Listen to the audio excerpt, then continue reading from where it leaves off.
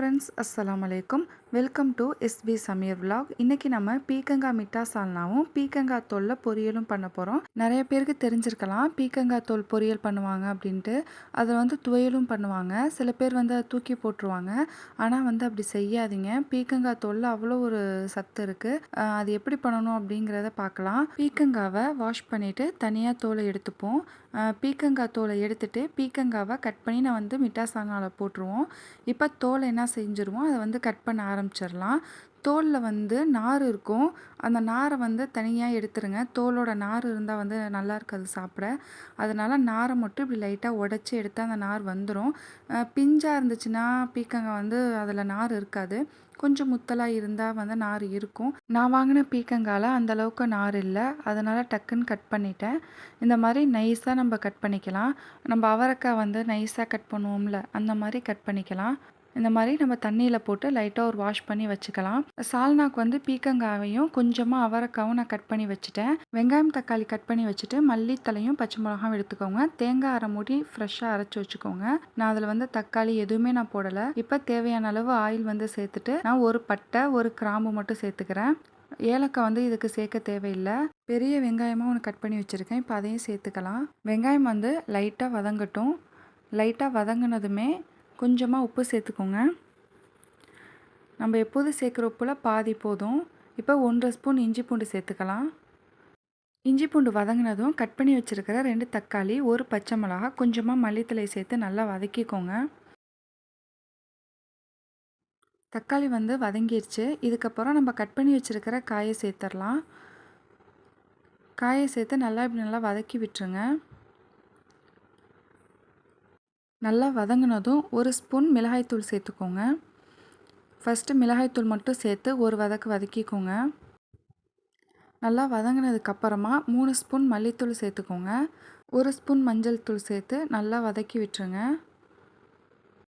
மல்லித்தூள் சேர்த்து வதக்கினதும் நம்ம தண்ணி சேர்க்காமல் அதுக்கு பதிலாக தேங்காய் சேர்த்துடலாம்.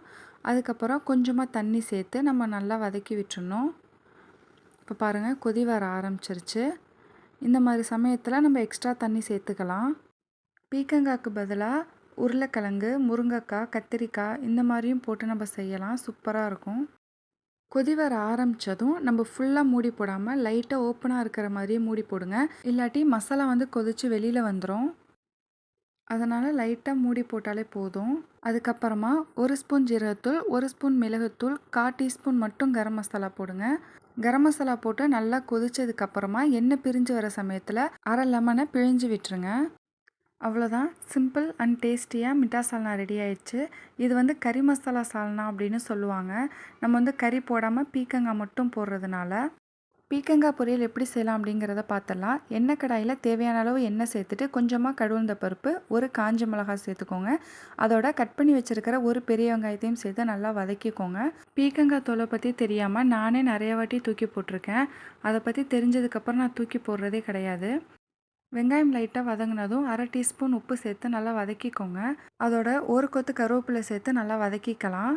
இப்போ வெள்ளை முழு உளுந்தை நம்ம அதில் கொஞ்சமாக சேர்த்துக்கலாம். நம்ம தாளிக்கும் போது போடாமல் இதில் போடும் போது ஒயிட்டாக இருக்கும், நல்லாவும் இருக்கும். இப்போ நம்ம அதோட பீக்கங்காய் தோலை சேர்த்துடலாம். தோலை வந்து லைட்டாக வதக்கி விட்டுக்கோங்க. லைட்டாக வதங்கினதும் அதில் நம்ம 1 டம்ளர் தண்ணி சேர்த்துக்கலாம். பீக்கங்காய் தோல் வந்து கொஞ்சம் ரஃப்பாக இருக்கிறதுனால டக்குன்னு வேகாது. அதனால் லைட்டாக இந்த மாதிரி மூடி போட்டு நம்ம வேக வச்சுக்கலாம். பீக்கங்காயில் வந்து எக்கச்சக்கமான சத்து நிறையாவே இருக்குது. ஸ்கின் ப்ராப்ளம், இன்சுலின் ப்ராப்ளம் எல்லாத்துக்குமே ஒரு பெஸ்ட்டு சொல்யூஷனாக இருக்குது. கண் பார்வைக்கும் அவ்வளோ நல்லது. எனக்கு தெரிஞ்சது அவ்வளோதான். வேறு என்னென்ன பெனிஃபிட்ஸ் இருக்குது அப்படின்ட்டு நீங்கள் கமெண்ட் பண்ணுங்கள். தோல் வந்து நல்லா வதங்கினதும் நம்ம திருவி வச்சுருக்கிற தேங்காய் அதோடு சேர்த்துடலாம். அவ்வளோதான், ரெடி ஆயிடுச்சு. சூப்பராக ரெடி ஆயிடுச்சு மிட்டா சால்னாவும் பீக்கங்காய் தோல் பொரியலும். இதை வந்து சப்பாத்திக்கும் நம்ம சாப்பிட்டுக்கலாம். இட்லி, தோசை எல்லாத்துக்குமே இந்த சால்னா சூப்பராக இருக்கும். கண்டிப்பாக ட்ரை பண்ணி பாருங்கள். பிடிச்சிருந்தா சப்ஸ்கிரைப் பண்ணுங்கள். தேங்க்யூ ஃபார் வாட்சிங்.